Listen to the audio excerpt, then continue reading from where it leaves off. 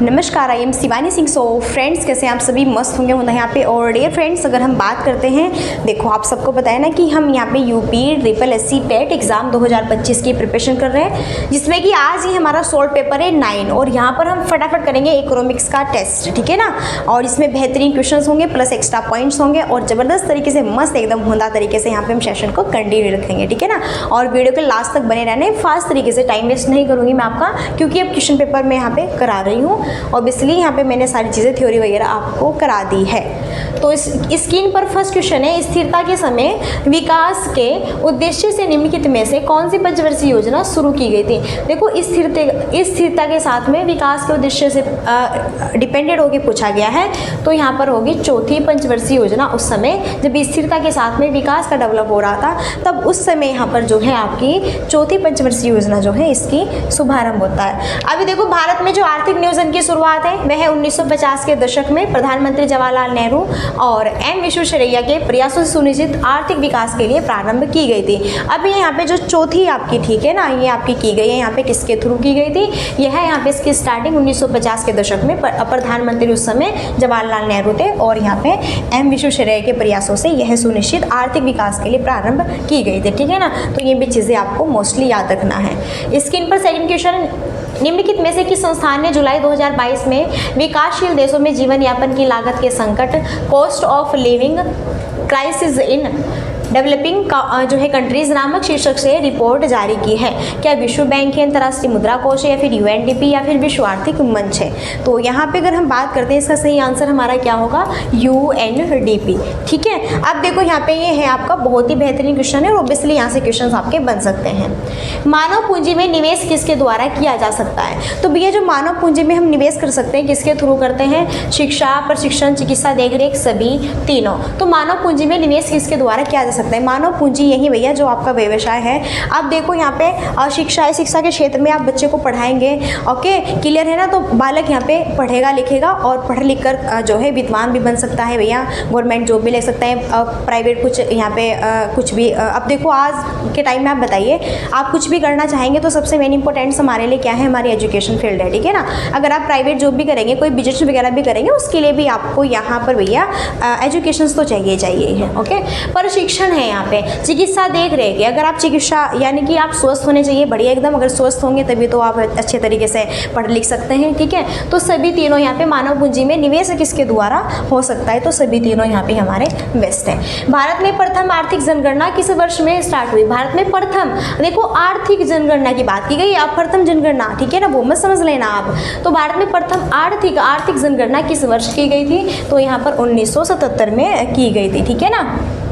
अब यहाँ पे देखो, अभी वो तो आपकी पहली थी। अगर छठवीं आर्थिक जनगणना की बात करें तो ये कब की गई थी, ये भी फिलहाल आपकी 2013 में की गई थी, ठीक है। आर्थिक जनगणना का संचालन सांख्यिकी और कार्यक्रम कार्यान्वयन मंत्रालय के द्वारा किया जाता है। जो ये आर्थिक जनगणना है इसका संचालन कौन करती है, कौन यहाँ पे इसका विकास करता है, डेवलप, तो ये यहाँ पे जो सांख्यिकी और जो कार्यक्रम कार्यान्वयन मंत्रालय है इसके थ्रू आर्थिक जनगणना की यहाँ पर क्या होती है आपकी, ठीक है ना, इस थ्रू यहाँ पे इसका डेवलप होता है। और वो पहली थी, और अगर छठवीं आर्थिक जनगणना पूछे तो 2013 में, ठीक है, की गई थी। नेक्स्ट, भारत का राष्ट्रीय आय का आकलन करने वाली संस्था क्या है। भारत की राष्ट्रीय आय का आकलन, तो भारत की राष्ट्रीय आय का आकलन करने वाली अगर संस्था की बात करें तो यहाँ पर है केंद्रीय सांख्यिकी संगठन। देखो UPSSC टेट आपका 2021 की शिफ्ट सेकंड में पेपर, ठीक है, पेपर में क्वेश्चंस आया हुआ है। अब केंद्रीय जो सांख्यिकी संगठन है, केंद्रीय सांख्यिकी संगठन की अगर हम स्थापना की बात करें, बहुत इंपॉर्टेंट है, 1951 में की गई थी। और यहीं पे इसके हेडक्वार्टर की बात करें तो इसका हेडक्वार्टर कहाँ पर है भैया, न्यू दिल्ली पे। तो यहाँ से 2-3 क्वेश्चन ऑब्वियसली आपके बन सकते हैं, ठीक है ना। चलो आगे देखो, कलकत्ता को अब कोलकाता कहते हैं में भारतीय सांख्यिकी संस्थान की स्थापना किसने की, ठीक है, तो बताना है। यहाँ पे ये की है PC महालनोबिस ने, ओके। चलो बात करें वर्तमान में इसे, जो यहाँ पर आपका ये मैंने आपको बताया ना, ये भारतीय सांख्यिकी संस्थान की स्थापना, ठीक है, PC महालनोबिस। अब भारतीय जो ये सांख्यिकी संस्थान है वर्तमान में इसे राष्ट्रीय महत्व के संस्थान के रूप में जाना गया। तो इसमें देखो चेंजमेंट भी हो गया है, अगर आपसे ये नेम पूछे तो आपको कंफ्यूज नहीं होना है, ठीक है ना, क्योंकि भैया चेंजमेंट ही करते रहते हैं, ओके। भारत के सकल घरेलू उत्पाद GDP में कृषि योगदान लगभग कितना % है। देखो यहाँ पे आपका सकल घरेलू उत्पाद GDP तो यहाँ पे कितना है, 15% है। कृषि में पूछा गया है, कृषि में, खेती में कितना था उस समय। भारत के सकल घरेलू उत्पाद में जीडीपी में कृषि योगदान लगभग परसेंट था 15। अब अगर यहाँ पे पहले तो 15 था, अब अगर अब की बात करते हैं हम, अब अगर 2021 और 22 के अनुसार बात करते हैं तो कुल मूल्य वर्धन में 3.9% की वृद्धि के साथ में अब कृषि में योगदान कितना है, ये वही आपका जीडीपी जीवीए, ठीक है। तो यहाँ पे अब कितना हो गया, 18.8%, ठीक है। पहले कितना था, 15%। अब देखो 2021 और 22 के दशक में ये 18.8% है आपका रहा, ठीक है ना। एक मिनट, चलो, सकल घरेलू बचत में कौन प्रमुख योगदान करता है, सरकारी संगठन, निजी है, या फिर ये है, फिर परिवार है। सकल घरेलू बचत में कौन प्रमुख योगदान करता है, तो परिवार ही तो होता है। अब देखो एक व्यक्ति है या फिर पूरा परिवार है, पूरे परिवार में भैया आपकी प्रति व्यक्ति जो वार्षिक जो यहाँ पे प्रति व्यक्ति आय होती है उसी के आधार पर यह गणना की जाती है कि भैया आपका व्यवसाय कितना है, आप पुअर है, गरीब है, या फिर आप रिच है, आप कितना कमाते हैं, कितना नहीं, ओके ना। सारी चीज़ें हमारी कन्फर्म रहती है कि अब देखो डॉक्यूमेंट्स वगैरह में भी भैया आपके वो लगते हैं जाति मूल वगैरह, ठीक है ना। तो इन सब में भी आपकी नॉर्मली ये भी आपके पापा का व्यवसाय कितना है, क्या है, कितना परसेंट है, ठीक है। तो ये चीज़ हमारी वही रहती है। एक देखो सभी हर तरह की फैमिली होती है भाई, कोई गरीब होते हैं, कोई अमीर होते हैं, कोई मिडल होते हैं, तो सबका अपना अपना एक साल का यहाँ पे इसके प्रति व्यक्ति आय के रूप में सारी चीज़ें गणना की जाती हैं। सकल राष्ट्रीय आय हमेशा निवल राष्ट्रीय आय से अधिक होती है क्योंकि इसमें सम्मिलित होती है विदेशी आय, पूंजी खपत, अप्रत्यक्ष प्रत्यक्ष। इसमें होते हैं पूंजी खपत भत्ता। सकल राष्ट्रीय आय हमेशा निवल राष्ट्रीय आय से अधिक क्यों होते हैं, क्योंकि इसमें पूंजी खपत भत्ता होता है।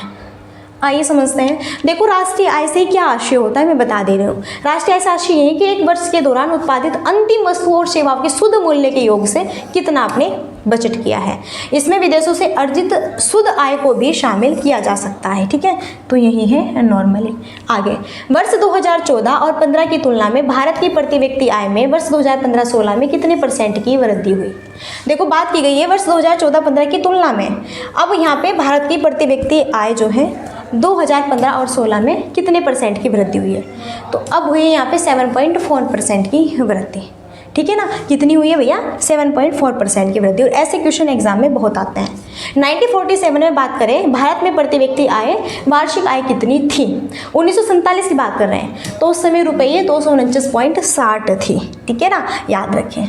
नेक्स्ट देखो आज़ादी के समय बात करते हैं। आज़ादी के समय 1947 में प्रति व्यक्ति आय इतनी थी भैया।